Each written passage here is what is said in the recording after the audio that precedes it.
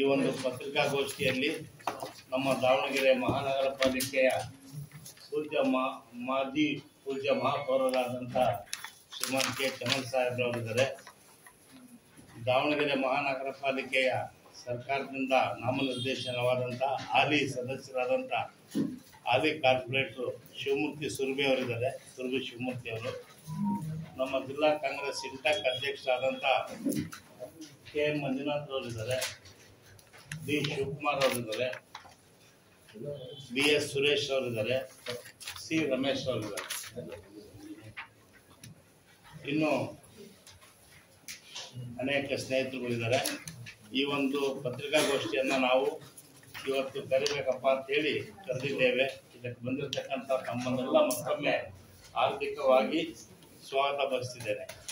ದಾವಣಗೆರೆಯಲ್ಲಿ ಇತ್ತೀಚಿನ ದಿನಗಳಲ್ಲಿ ಆಗ್ತಕ್ಕಂಥ ಒಂದು ಬೆಳವಣಿಗೆಗಳ ಬಗ್ಗೆ ನಾವು ಇವತ್ತು ಪತ್ರಿಕಾಗೋಷ್ಠಿಯನ್ನು ಕರೆದಿದ್ದೇವೆ. ಇವತ್ತು ಪತ್ರಿಕಾಗೋಷ್ಠಿ ಕರೆಯಲು ಉದ್ದೇಶ ತಮಗೂ ಗೊತ್ತಿರ್ಬೋದು. ದಾವಣಗೆರೆ ಒಂದು ಇಡೀ ರಾಜ್ಯದ ಒಂದು ಕೇಂದ್ರ ಬಿಂದು.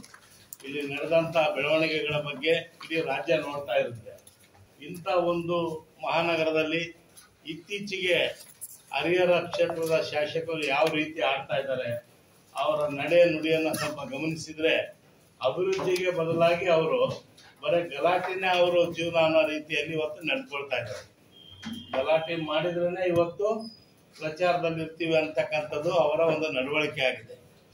ಇವತ್ತು ಕೆಲವು ಸಾರಿ ಅವರು ಕಾನೂನು ಶಿಸ್ತು ಪಾಲನೆಗೆ ಹೆಸರಾದಂಥ ಒಂದು ಪೊಲೀಸ್ ಠಾಣೆಗಳಲ್ಲಿ ಅವ್ರು ನಡೆದುಕೊಂಡಂಥ ರೀತಿ ನೀತಿಗಳನ್ನು ನೀವು ಮಾಧ್ಯಮದವರು ಸ್ವತಃ ನೋಡಿದಿರಿ, ವಿಡಿಯೋ ಮಾಡಿದಿರಿ. ಸುದ್ದಿ ದೃಶ್ಯ ಮಾಧ್ಯಮದವರು ಎಲ್ಲ ಕಡೆ ಬಿತ್ತರಿಸಿದಿರಿ. ಇಡೀ ದೇಶನೇ ನೋಡುತ್ತೆ. ಇವತ್ತು ದೃಶ್ಯ ಮಾಧ್ಯಮದಲ್ಲಿ ಬರ್ಬೋದು, ಮುದ್ರಣ ಮಾಧ್ಯಮದಲ್ಲಿ ಬರ್ಬೋದು. ಸುದ್ದಿಯನ್ನ ಇವತ್ತು ಕೋಟ್ಯಾಂತರ ಜನ ನೋಡ್ತಾರೆ. ಇದು ನಮ್ಮ ಊರಿಗೆ ಒಂದು ಅಪಮಾನ. ಅಂತ ರೀತಿ ನಡವಳಿಕೆಗಳು ದಾವಣಗೆರೆಗೆ ಒಂದು ಅಪಮಾನ ಆಗ್ತಕ್ಕಂಥದ್ದು. ಪ್ರಜಾಪ್ರಭುತ್ವ ವ್ಯವಸ್ಥೆಯಲ್ಲಿ ಒಂದ್ಸಾರಿ ನಾವು ಗೆಲ್ತೀವಿ, ಒಂದ್ಸಾರಿ ಅವ್ರು ಗೆಲ್ತಾರೆ, ಒಂದ್ಸಾರಿ ನಾವು ಗೆಲ್ತೀವಿ. ಈ ರೀತಿ ಇದ್ದಿದ್ದೇ ಇದು. ಒಂದು ದೋಷೆ ತಿರುವಾಗ್ದಂಗೆ ಅಧಿಕಾರ ಅನ್ನೋದು ಯಾರಿಗೂ ಶಾಶ್ವತ ಅಲ್ಲ. ಅಧಿಕಾರ ಅಂದ್ರೆ ಗೆಲುವು ಸೋಲು ಸಹಜ. ಆದ್ರೆ ಹರೀಶ್ ಅವರ ಇತ್ತೀಚಿನ ನಡವಳಿಕೆಗಳು ಬಹಳ ಕಳವಳಕಾರಿಯಾಗಿದೆ. ಅವರು ಒಂದು ಜಿಲ್ಲಾಡಳಿತದಲ್ಲಿ ಇವತ್ತು ಜಿಲ್ಲಾಧಿಕಾರಿಗಳು ಮತ್ತು ಜಿಲ್ಲಾ ರಕ್ಷಣಾಧಿಕಾರಿಗಳು ಜಿಲ್ಲೆಯನ್ನ ಒಂದು ಉತ್ತಮ ವ್ಯವಸ್ಥೆಯಲ್ಲಿ ತೆಗೆದುಕೊಂಡು ಹೋಗ್ತಾ ಇದ್ದಾರೆ. ಇವತ್ತು ಪಕ್ಷಪಾತವಿಲ್ಲದೆ ಅವರು ಅಧಿಕಾರವನ್ನ ಮಾಡ್ತಾ ಇದ್ದಾರೆ. ಜಿಲ್ಲಾಡಳಿತ ಕಾಂಗ್ರೆಸ್ ತೆಗಿಯಪ್ಪ ಅಂತ ಏನೋ ಅವರು ಬಿಡಲ್ಲ, ಬಿಜೆಪಿ ತೆಗಿಯಪ್ಪ ಅಂತ ಬಿಡಲ್ಲ, JDS ಅಂತ ಬಿಡಲ್ಲ, ಕಮ್ಯುನಿಸ್ಟ್ ಅಂತ ಬಿಡಲ್ಲ. ಕಾನೂನು, ಈ ನೆಲದ ಕಾನೂನು ಏನ್ ಹೇಳ್ತಾರ ಆ ಕಾನೂನಿನ ಪ್ರಕಾರ ಇವತ್ತು ಜಿಲ್ಲಾಡಳಿತ ಹೋಗ್ತಾ ಇದೆ. ಇವತ್ತು ಹರೀಶ್ ಅವರು ಇತ್ತೀಚಿನ ನಡವಳಿಕೆಗಳು ಪಾರ್ಲಿಮೆಂಟ್ ಚುನಾವಣೆ ಆದ್ಮೇಲೆ ಯಡಿಯೂರಪ್ಪರು ಮತ್ತು ವಿಜಯೇಂದ್ರ ಅವ್ರ ಮೇಲೆ ಅಟ್ಯಾಕ್ ಮಾಡ್ತಾ ಇದ್ದಾರೆ. ಯಾವಾಗಲೂ ರೆಗ್ಯುಲರ್ ಆಗಿ ನೀವು ನೋಡಿದಂಗೆ ದಾವಣಗೆರೆಯಿಂದ ಹಿಡಿದು ಬೆಂಗಳೂರುವರೆಗೂ ಡೆಲ್ಲಿ ಓಟ ಹೋಗಿ ಅವರು ಆಗ್ಲಿ, SS ಮಲ್ಲಿಕಾರ್ಜುನ ಅವ್ರ ಬಗ್ಗೆ ಆಗ್ಲಿ ಯಾರೇ ಟೀಕೆ ಮಾಡೋದಕ್ಕೆ ಯಾವುದೇ ಒಂದು ನೈತಿಕತೆಯನ್ನು ಹೊಂದಿಲ್ಲ. ಅವರು ಅವರ ಕ್ಷೇತ್ರದಲ್ಲಿ ಇವರು ಅಷ್ಟು ಮಟ್ಟಿಗೆ ಇವ್ರು ಕೊಟ್ಟಷ್ಟು ಆಶ್ರಯ ಮನೆ ಕೊಡಬೇಕು, ಇವ್ರು ಕೊಟ್ಟಷ್ಟು ಡಾಂಬರೀಕರಣ ಮಾಡಬೇಕು, ಇವ್ರು ಕೊಟ್ಟಷ್ಟು ಸಿಮೆಂಟೀಕರಣ ಮಾಡಬೇಕು, ಇವ್ರು ಕುಡಿಯ ನೀರಿನ ಯೋಜನೆ ಇವತ್ತಿಗೂ ಸಮೇತ ಕುಂದವಾಡ ಕೆರೆ ನೀರು ಹೇಳಿ ಸತೀಶ್ ಸ್ವಲ್ಪ ಕೇಳ್ಬೇಕಪ್ಪ, ತಾಳ್ಮೆ ಕೇಳಿದೆ. ಮತ್ತು ವಿಜಯೇಂದ್ರ ಅವ್ರ ಮೇಲೆ ಹೋಗ್ತಾ ಇದ್ರು. ಅದಕ್ಕೆ ಬಿಜೆಪಿ ಹೈಕಮಾಂಡ್ ಅವರು ಅವ್ರಿಗೆ ಮುಖಕ್ಕೆ ಕರೆದು ಮಂಗಳಾರತಿ ಮಾಡಿದ್ಮೇಲೆ ಯಡಿಯೂರಪ್ಪರ ಬಗ್ಗೆ ಚಕಾರ ಎತ್ತಾ ಇಲ್ಲ ಅವರು, ವಿಜಯೇಂದ್ರ ಬಗ್ಗೆ ಚಕಾರ ಎತ್ತಾ ಇಲ್ಲ ಅವರು.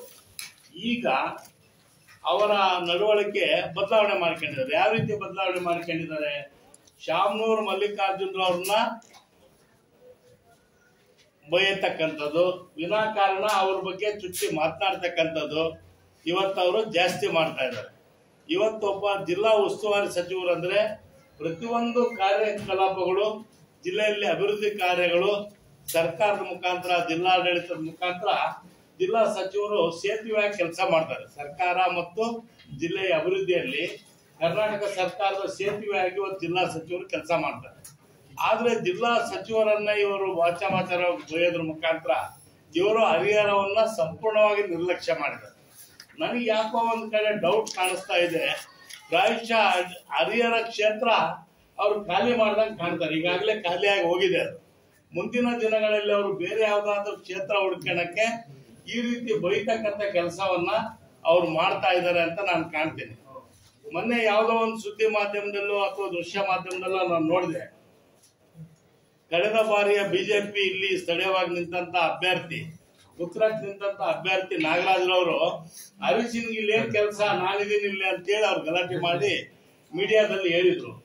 ಅದರರ್ಥ ಅವರು ಹರೀಶ್ ಅವರು ಅಲ್ಲಿಂದ ಪಲಾಯನ ಮಾಡಿ ಇಲ್ಲಿ ಹೊಸ ಕ್ಷೇತ್ರ ಹುಡುಕಕ್ಕೆ ಪ್ರಯತ್ನ ಪಡ್ತಾ ಇರ್ಬೋದು. ಹೊಸ ಕ್ಷೇತ್ರ ಹುಡುಕಕ್ಕೆ ಅವರು ಶಾಮನೂರ್ ಕುಟುಂಬಕ್ಕೆ ಬೈದ್ರೆ ಹೊಸ ಕ್ಷೇತ್ರ ಸಿಗೋದಿಲ್ಲ. ಹೊಸ ಕ್ಷೇತ್ರ ಹುಡುಕ್ಬೇಕಪ್ಪ ಅಂದ್ರೆ ಬಿಜೆಪಿ ಹೈಕಮಾಂಡ್ ಹತ್ರ ಹೋಗ್ಬೇಕು, ಬಿಜೆಪಿ ಅಧ್ಯಕ್ಷರು ವಿಜೇಂದ್ರ ಅವ್ರ ಹತ್ರ ಹೋಗ್ಬೇಕು, ಬಿಜೆಪಿ ಹೈಕಮಾಂಡ್ ದೆಹಲಿ ಮತ್ತು ಬೆಂಗಳೂರು ಹೈಕಮಾಂಡ್ ಹೋಗಿ ಅವ್ರು ಕೇಳಬೇಕು. ಅದು ಬಿಟ್ಟು ಇಲ್ಲಿ ಬೈದ್ರೆ ಸೀಟ್ ಸಿಗ್ತದೆ ಅಂತ ತಿಳ್ಕೊಂಡ್ರೆ ಅವರಷ್ಟು ದಂಡರು ಯಾರು ಇಲ್ಲ ಇವತ್ತು. ಮತ್ತೆ ಹಿಂದೆ SP ಅವ್ರಿಗೂ ಭಾರಿ ಕೆಟ್ಟದಾಗಿ ಮಾತನಾಡಿದ್ರು. ಅದ್ರ ಬಗ್ಗೆ ಈಗಾಗಲೇ FIR ಆಗಿ ತನಿಖೆ ನಡೀತಾ ಇದೆ, ಕೇಸ್ ನಡೀತಾ ಇದೆ. ಜಿಲ್ಲಾ ರಕ್ಷಣಾಧಿಕಾರಿ ಒಬ್ಬ ಮಹಿಳೆ ಉತ್ತಮವಾಗಿ ಕೆಲಸ ಮಾಡ್ತಾ ಇದ್ದಾರೆ, ಅವ್ರ ಬಗ್ಗೆ ವಾಚಾಮಗೋಚರವಾಗಿ ಬೈದಿದ್ದು ಅದು ಇವತ್ತು ತನಿಖೆ ನಡೀತಾ ಇದೆ, ಅದು ಕೇಸ್ ಇದೆ. ಅದು ಅಲ್ಲದೆ ಮೊನ್ನೆ ದಿನ ಒಬ್ಬ ಗ್ರಾಮಾಂತರ ಪೊಲೀಸ್ ಠಾಣೆಯಲ್ಲಿ ಕುತ್ಕೊಂಡವರು, ಒಬ್ಬ DSP ಕಚೇರಿಯಲ್ಲಿ ಕುತ್ಕೊಂಡು ಅವರು ಜಿಲ್ಲಾಡಳಿತವನ್ನ SPDC ಕಳ್ಳರು ಅಂತಕ್ಕಂಥ ಮಾತನ್ನ ಹೇಳಿದ್ರು. ಇದನ್ನ ನಾವು ಜಿಲ್ಲಾ ಕಾಂಗ್ರೆಸ್ ಇಂದ ತೀವ್ರವಾಗಿ ಖಂಡನೆ ಮಾಡ್ತಾ ಇದ್ದೀವಿ. SPDC ಅವರು ಉತ್ತಮವಾಗಿ ಈ ಜಿಲ್ಲೆಗೆ ಏನ್ ಬೇಕೋ ಅದನ್ನ ಕೆಲಸ ಮಾಡ್ತಾ ಇದ್ದಾರೆ, ನಿಷ್ಪಕ್ಷಪಾತವಾಗಿ ಕೆಲಸ ಮಾಡ್ತಾ ಇದ್ದಾರೆ. ಅವರು ಏನು ನಾವೇನು ಅವ್ರು ಚಿಕ್ಕಪ್ಪನ ಮಕ್ಕಳಲ್ಲ. SPDCಗೆ ಏನ್ ಇವತ್ತು ಕಾನೂನು ಇರುತ್ತೋ, ಈ ನೆಲದ ಕಾನೂನು ಕಾಯ್ದೆ ಏನಿದೆಯೋ ಆ ರೀತಿ ಇವತ್ತು ನಡೀತಾ ಇದೆ. ಕಾಂಗ್ರೆಸ್ BJP JDS ಅಂತ ಅವ್ರು ನೋಡ್ತಾ ಇಲ್ಲ, ಅವ್ರು ನಿಷ್ಪಕ್ಷಪಾತವಾಗಿ ಕೆಲಸ ಮಾಡ್ತಾ ಇದಾರೆ. ಅವ್ರನ್ನ ಕೆಲಸ ಮಾಡಕ್ ಬಿಡದೆ ಇವತ್ತು DC ಎಷ್ಟೇ ಕಳ್ಳರು ಅಂತಕ್ಕಂಥ ಮಾತುಗಳನ್ನ ಹೇಳಿರೋದನ್ನ ನಾವು ತೀವ್ರವಾಗಿ ಖಂಡಿಸ್ತೀವಿ. ಇಷ್ಟು ದಿನ ಮಲ್ಲಿಕಾರ್ಜುನರವ್ರಿಗೆ ಶಾಮನೂರು ಶಿವಶಂಕರಪ್ಪನವರು ದಿವಂಗತ ಲಿಂಗೈಕ್ಯರಾದಂತಹ ಶಿವಶಂಕರಪ್ಪನವ್ರ ಬಗ್ಗೆ ಯಶವಂತರಾವ್ ಅವರು ಬಹಳಷ್ಟು ಬಾರಿ ಪತ್ರಿಕಾಗೋಷ್ಠಿಗಳನ್ನು ಮಾಡಿ ಟೀಕಾ ಮಾಡ್ತಾ ಇದ್ರು. ಅದಕ್ಕೀಗ ಹರೀಶ್ ಅವರು ಅಡಿಷನ್ ಆಗಿದ್ದಾರೆ. ಅದಕ್ಕೆ ಹರೀಶ್ ಅವರೊಬ್ಬರು ಸೇರ್ಕೊಂಡಿದ್ದಾರೆ MLA ಅವರು. ಇವತ್ತು ಪ್ರಾಯಶಃ ಈ ಎರಡು ಇವ್ರನ್ನ ಬಿಟ್ಟಿರ್ತಕ್ಕಂಥದ್ದು ಎಲ್ರಿಗೂ ಕಂಡಂಗೆ ಸಿದ್ದೇಶ್ವರ್ ಅವರು ಮಾಜಿ MP ಅವರು ಏನಿದ್ದಾರೆ ಅವ್ರು ಬಿಟ್ಟಿದ್ದಾರೆ ಅಂತ ನಾನು ಅಂದ್ಕೊಳ್ತೇನೆ. ಇವತ್ತು ಒಬ್ಬ ಕೇಂದ್ರದಲ್ಲಿ ಸಚಿವರಾಗಿ ಕೆಲಸ ಮಾಡಿರ್ತಕ್ಕಂಥ ಸಿದ್ದೇಶ್ವರ್ ಅವರು ಕೇಂದ್ರದಲ್ಲಿ ವಿಮಾನಯಾನ ಸಚಿವರಾಗಿದ್ರು, ಕೇಂದ್ರದಲ್ಲಿ ಕೈಗಾರಿಕೆಯ ರಾಜ್ಯ ಸಚಿವರಾಗಿದ್ರು, ಎರಡು ಖಾತೆಗಳ ಸಚಿವರಾಗಿ ಅವರು ಕೆಲಸ ಮಾಡ್ತಾ ಇದ್ರು. ಆದ್ರೆ ಅವರು ಅಭಿವೃದ್ಧಿ ಬಗ್ಗೆ ನಾನು ಪ್ರಶ್ನೆ ಮಾಡಲ್ಲ, ಅವಾಗ ಸಾಕಷ್ಟು ಟೀಕೆ ಮಾಡಿದ್ವಿ ಅವ್ರ ಬಗ್ಗೆ. ಅಂತ ಒಂದು ದೊಡ್ಡ ಸ್ಥಾನದಾಗಿದ್ದು 4 ಬಾರಿ ಸಂಸದರಾಗಿರೋರು ಹೋಗಿ ಒಂದು ಪ್ಲಾಸ್ಟಿಕ್ ಚೇರ್ನಾಗ ಆ ಗೌರವನಿಲ್ಲ ಪೊಲೀಸ್ ಸ್ಟೇಷನ್ನಾಗ ಹೋಗಿ ಕುತ್ಕೊಂಡು ಇವರು ಅಲ್ಲಿ ವಾದ ಮಾಡ್ತಾರೆ. ಹರೀಶ್ ಅಂದ್ರೆ ಅವ್ರ ಪಕ್ಕದಾಗ ಇವ್ರು ಕುತ್ಕೊಂತಾರಂದ್ರೆ ಇವರ ಒಂದು ವ್ಯಕ್ತಿತ್ವಕ್ಕೆ ಇವರೇ ಮಸಿ ಬಳಕೊಂಡಿದ್ದಾರೆ. ಇವತ್ತು ಕೇಂದ್ರ ಮಟ್ಟದಲ್ಲಿ ಒಬ್ಬ ಸಚಿವರಾಗಿದ್ದಂಥವ್ರು, 4 ಬಾರಿ 20 ವರ್ಷಗಳ ಪಾರ್ಲಿಮೆಂಟ್ ಮೆಂಬರ್ ಆಗಿದ್ದಂಥವ್ರು ಹೋಗಿ ಇವತ್ತು ಹರೀಶನ್ ಜೊತೆಗೆ ಹೋಗಿ ಕುತ್ಕೊಂಡು ಇವರ ಒಂದು ವ್ಯಕ್ತಿತ್ವಕ್ಕೆ ಇವರೇ ಇವತ್ತು ಮುಖಕ್ಕೆ ಮಸಿ ಬಳಕೊಂಡಿದ್ದಾರೆ. ಯಾರಿಗೋ ಮಸಿ ಬಳಿಯಕ್ಕೆ ಹೋಗಿದ್ದಾರೆ, ಆದ್ರೆ ಅವ್ರ ಮುಖಕ್ಕೆ ಅವರೇ ಮಸಿ ಬಳಕೊಂಡಿದ್ದಾರೆ. ಈ ರೀತಿ ಅವರ ನಡವಳಿಕೆಗಳಲ್ಲಿ ನೋಡಿದ್ರೆ ಟಿವಿ ಚಾನೆಲ್ಗಳಲ್ಲಿರ್ಬೋದು, ಪ್ರಿಂಟ್ ಮಾಧ್ಯಮದಲ್ಲಿರ್ಬೋದು, ಅವ್ರು ವಾದ ಮಾಡ್ತಾ ಇದ್ದಾರೆ, ಇವ್ರ ಪಕ್ಕದಾಗ ಕುತ್ಕೊಂಡಿದ್ದಾರೆ. ಇದು ಅವ್ರಿಗೆ ಶೋಭೆ ತರ್ತಕ್ಕದ್ದಲ್ಲ. ಇವತ್ತು ಮಲ್ಲಿಕಾರ್ಜುನರವರ ಪೂಜ್ಯ ತಂದೆಯವರು ನಿಧನರಾದಾಗ ಶಿವಗಣರಾಧನೆ ಮಾಡಿದ್ರು. ಅಲ್ಲಿ ಮಾಡಿದಾಗ ತಾವು ಎಲ್ಲರಲ್ಲಿ ನೋಡಿದ್ರಿ, ಅಲ್ಲಿ ಕೆಲವು ಮಣ್ಣು ತೆಗೆದುಕೊಂಡು ಬಂದು ಹಾಕಿದ್ದಾರೆ ಅಂತಕ್ಕಂಥದ್ದನ್ನು ಇವರು ಆಪಾದನೆ. ಇವತ್ತು ಮಲ್ಲಿಕಾರ್ಜುನರವರು ಈಗಾಗಲೇ ಸ್ಪಷ್ಟಪಡಿಸಿದ್ದಾರೆ, ನಾನು ಗುತ್ತಿಗೆ ಇವತ್ತು ಯಾವ್ದು ಲಾರಿಗಳು ಇವತ್ತು ಎಷ್ಟೇ ಶ್ರೀಮಂತರಿರ್ಲಿ ಬಡವರಿರ್ಲಿ ನನಗೊಂದು ಲೋಡ್ ಟ್ಯಾಕ್ಟ್ರಿ ಮಣ್ಣು ಬೇಕಪ್ಪ ಅಂದ್ರು ಯಾರಿಗಾರ ಹೇಳ್ತೀವಿ, ನಾವು ಸ್ವತಃ ಹೋಗಿ ತುಂಬ್ಕೊಂಡ್ ಬರೋದಿಲ್ಲ. ಅದೇ ರೀತಿ ಇವರು ಲಾರಿಗಳು ಟಿಪ್ಪರ್ಗಳು ಇರೋರಿಗೆ ಗುತ್ತಿಗೆ ಕೊಟ್ಟಿರ್ತಾರೆ. ಆ ಗುತ್ತಿಗೆ ತಂದವ್ರಿಗೆ ಕೇಳಬೇಕು. ಪುನಃ ಇವರು ಹರೀಶ್ ಅವರು ಮಲ್ಲಿಕಾರ್ಜುನರವ್ರ ಬಗ್ಗೆ ವಾಗ್ದಾಳಿ ಮಾಡ್ತಕ್ಕಂಥದ್ದು ಸರಿಯಲ್ಲ. ಅದು ತಿಥಿಮಿತಿಗಳು ಇರ್ತವೆ. ಯಾರ ಕೆಲಸ ಏನು, ಮಣ್ಣಂದ್ರೆ ಮಲ್ಲಿಕಾರ್ಜುನ್ ಹೋಗಿ ಅಲ್ಲಿ ನಿಂತ್ಕೊಂಡಿದ್ದು ಏನು ಯಾವ ಜಾಗದಲ್ಲಿ ಮಣ್ಣು ಎತ್ತುತ್ತಾರೆ ಅಲ್ಲಿ ಇವರು ದಬ್ಬಾಳಿಕೆ ಮಾಡಿ ಎತ್ತಿಸಿದ್ರೆ ಅದು ಮಲ್ಲಿಕಾರ್ಜುನ್ ಬರ್ತದೆ. ಯಾರೋ ಹೋಗಿ ತುಂಬ್ಕೊಂಡು ಬಂದು ಇವ್ರಿಗೆ ಮಣ್ಣು ಪೂರೈಸಿದ್ರೆ ಅದು ಮಲ್ಲಿಕಾರ್ಜುನ್ ಇದಕ್ಕೆ ಹೊಣೆ ಆಗೋದಿಲ್ಲ. ಈ ಸಾಮಾನ್ಯ ಜ್ಞಾನನೂ ಸಮೇತ ಶಾಸಕರಾಗಿ 2ನೇ ಬಾರಿ ಆಗಿದ್ದಾರೆ. ಈ ಸಾಮಾನ್ಯ ತಿಳುವಳಿಕೆ ಅವರಿಗೆ ಇರ್ತಕ್ಕಂಥದನ್ನ ನಾನು ಅವರಿಗೆ ಖಂಡಿಸ್ತೀನಿ. ಆನಂತರ ಶಾಮನೂರು ಶಿವಶಂಕರಪ್ಪ ಅವರು ಒಂದು ವ್ಯಕ್ತಿತ್ವದ ಬಗ್ಗೆ ಪದೇ ಪದೇ ಮಾಡ್ತಾರೆ. ಅವರು ತೀರ್ಕೊಂಡಾಗ ಲಕ್ಷಾಂತರ ಜನ ಇವತ್ತು ಬಂದಿದ್ರು. ಯಾಕೆ ಬರೀ ಕಾಂಗ್ರೆಸ್ಸಿನ ಮುಖ್ಯಮಂತ್ರಿಗಳು ಸಿದ್ದರಾಮಯ್ಯನವರು, ಉಪಮುಖ್ಯಮಂತ್ರಿ DK ಶಿವಕುಮಾರ್, ಸಚಿವರು, ಸಂಸದರು, ಶಾಸಕರು ಬಂದಿದ್ರು ಕಾಂಗ್ರೆಸ್ನವರು. ಹಂಗಂತ ಬರೀ ಕಾಂಗ್ರೆಸ್ನವ್ರು ಇರ್ಲಿಲ್ಲ. 3 ಜನ ಬಿಜೆಪಿ ಎಕ್ಸ್ ಚೀಫ್ ಮಿನಿಸ್ಟರ್ ಅಲ್ಲಿ ಹಾಜರಿದ್ರು. ಅವತ್ತು ಬೊಮ್ಮಾಯಿ ಅವರಿದ್ರು, ಯಡಿಯೂರಪ್ಪನವರು ಇದ್ರು, ಇನ್ನೊಬ್ರು ಯಾರು ಯಾರು ಅವ್ರು ಬಿಜೆಪಿ ಅವ್ರ ವ್ಯಕ್ತಿತ್ವದ ಬಗ್ಗೆ ಮಾತಾಡಿರೋದಲ್ಲ, ಏನ್ ಮಾತಾಡಿದ್ರು? ಯಾವ ಬಿಜೆಪಿ ಅವರು? ಶಾಮನೂರು ಶಿವಶಂಕರಪ್ಪ ವ್ಯಕ್ತಿತ್ವ ಎಂತದ ಅನ್ನೋದಕ್ಕೆ ಅಂತ ಘಟಾನುಘಟಿ 3 ಜನ ಚೀಫ್ ಮಿನಿಸ್ಟರ್ಗಳು, ಯಡಿಯೂರಪ್ಪನವರು, ಜಗದೀಶ್ ಶೆಟ್ಟರು, ಬಸವರಾಜ ಬೊಮ್ಮಾಯಿ ಅವರು ಪಕ್ಷಾತೀತವಾಗಿ ಬಂದು ಅವ್ರಿಗೆ ಗೌರವ ಕೊಟ್ಟರು. ಯಾಕೆ? ಅವರ ಗೌರವ, ಅವರ ವ್ಯಕ್ತಿತ್ವ ಆಗಿರೋದಕ್ಕೆ ಅವ್ರು ಬಂದರು, ಹಾಜರಾದ್ರು. ಅವರ ಘನತೆ ಗೌರವಗಳನ್ನ ಯಾವ ರೀತಿ ಯಾವ ಮಟ್ಟದಲ್ಲಿದೆ ಅನ್ನೋದಕ್ಕೆ ಬರೀ ನಾಟ್ ಓನ್ಲಿ ಕಾಂಗ್ರೆಸ್, ಅವರೆಲ್ಲ ಪಕ್ಷದವರ ಪ್ರೀತಿ ಗಳಿಸಿದ್ರು. ಈ ರೀತಿ ಯಾರಿಗೂ ದ್ವೇಷ ಮಾಡಲಿಲ್ಲ. ಶಿವಶಂಕರಪ್ಪನವರು ಕೊನೆ ಉಸಿರಿನವರೆಗೂ ಎಲ್ಲರನ್ನ ಪ್ರೀತಿ ಮಾಡ್ತಾ ಇದ್ರು, ಅಜಾತ ಶತ್ರು ಆಗಿದ್ರು. ಅವರೆಲ್ಲ ಪಕ್ಷದವರನ್ನ ಆಧರಿಸ್ತಾ ಇದ್ರು, ಆತಿಥ್ಯ ಮಾಡ್ತಾ ಇದ್ರು. ಚುನಾವಣೆಗಳು ಬಂದಾಗ ಪಕ್ಷ, ಆನಂತರ ಅಭಿವೃದ್ಧಿ ಅಂತೇಳಿ ಅವರೆಲ್ಲರನ್ನ ಗೌರವಿಸ್ತಿದ್ರು, ಆದರ ಆತಿಥ್ಯದಿಂದ ಕಾಣ್ತಾ ಇದ್ರು. ಅದಕ್ಕೋಸ್ಕರ ಶಿವಶಂಕರಪ್ಪನವ್ರಿಗೆ ಅವ್ರದೇ ಆದಂತ ಒಂದು ಇಮೇಜ್ ಇತ್ತು. ಆ ದೃಷ್ಟಿಯಿಂದ ಎಲ್ಲರೂ ಬಂದು ಭಾಗವಹಿಸಿ ಅವರಿಗೆ ಗೌರವ ಅರ್ಪಣೆ ಮಾಡಿದ್ದಾರೆ.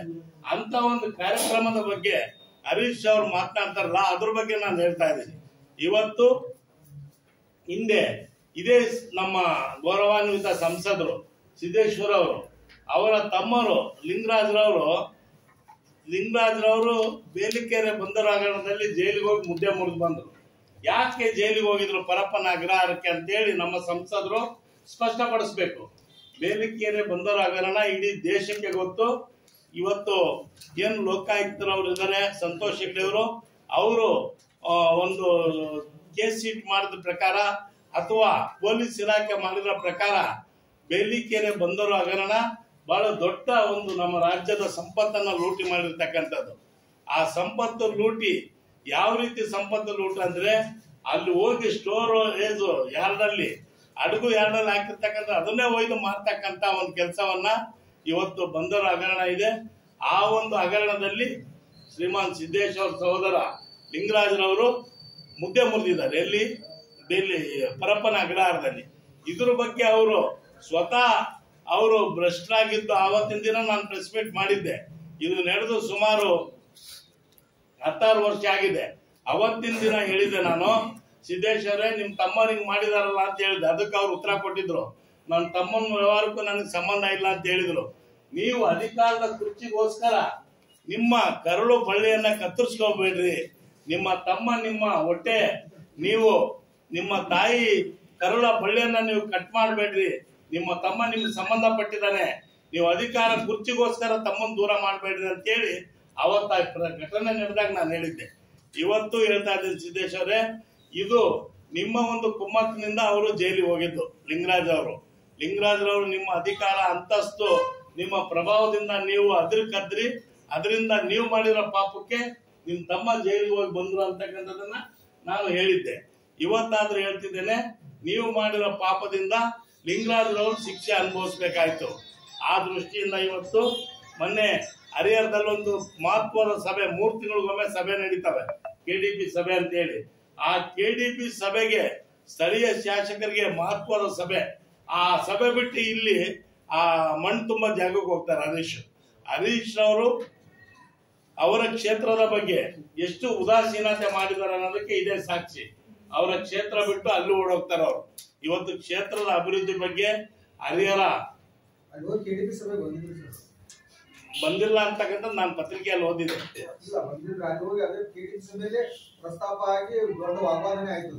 KDP ಸಭೆಗೆ ಹಾಜರಿಲ್ಲ ಅಂತಕ್ಕಂಥದ್ದನ್ನ ನಾನು ಓದಿದ್ದೆ ನನ್ನ ಮಾಹಿತಿ ಪ್ರಕಾರ. ಹಂಗೇನಾರ ಬಂದಿದ್ರೆ ಯಾವಾಗ ಬಂದ್ರೆ ನನಗೆ ಗೊತ್ತಿಲ್ಲ, ಬಟ್ ಬಂದಿದ್ರೆ ಓಕೆ, ಬಂದಿಲ್ಲ. ತಾಲೂಕ್ KDP ನಾನು ಹೇಳಕ್ಕೆ ತಾಲೂಕ್ KDP ಹರಿಹರಕ್ಕೆ ಇಲ್ಲಿ ಯಾವ ರೀತಿ ಜಿಲ್ಲಾ ಮಟ್ಟದಲ್ಲಿ KDP ನಡೀತೋ ಅದೇ ರೀತಿಯಲ್ಲಿ ಶಾಸಕರ ಮಟ್ಟದಲ್ಲಿ ಒಂದು KDP ನಡೀತದೆ. ಅದಕ್ಕೆ ಅವ್ರಿಗೆ ಗೈರಾಗಿತ್ತು. ಇಲ್ಲಿ ಜಿಲ್ಲಾ ಕೆಡಿಪಿ ಬಂದಿದ್ದೆಲ್ಲ ನೋಡಿದ್ದಾರೆ. ಈ ರೀತಿ ಇವತ್ತು ಅಭಿವೃದ್ಧಿ ಬಗ್ಗೆ ಬಂದ್ರೆ ನಾನ್ ಕಂಡಾಗ ನಾನು ಹೇಳಿದೀನಿ, ನಿಮ್ಗೆ ಬಹಳ ಸಾರಿ ಹೇಳಿ, ನಾವು 40-50 ವರ್ಷ ರಾಜಕಾರಣದಲ್ಲಿದ್ದೀವಿ. ಶಾಮನೂರು ಕುಟುಂಬ ರಾಜಕಾರಣಕ್ಕೆ ಬಂದ್ಮೇಲೆ ದಾವಣಗೆರೆ ಜಿಲ್ಲೆಯ ಸರ್ವಾಂಗೀಣ ಅಭಿವೃದ್ಧಿ ಆಗಿದೆ. ಇಂಥ ರಸ್ತೆಗಳು, ಇಂಥ ವೃತ್ತಗಳು, ಇಂಥ ಗಾಜಿನ ಮನೆ, ಇಂಥ ಆಶ್ರಯ ಮನೆಗಳು ಇಡೀ ರಾಜ್ಯಕ್ಕೆ ಮಾದರಿ. ಇದು ದಾವಣಗೆರೆ ಇಷ್ಟು ಅಭಿವೃದ್ಧಿ ಕೆಲಸಗಳನ್ನ ಮಾಡಿದ್ದಾರೆ. ಇಷ್ಟು ಅಭಿವೃದ್ಧಿ ಮಾಡಿರ್ತಕ್ಕಂಥ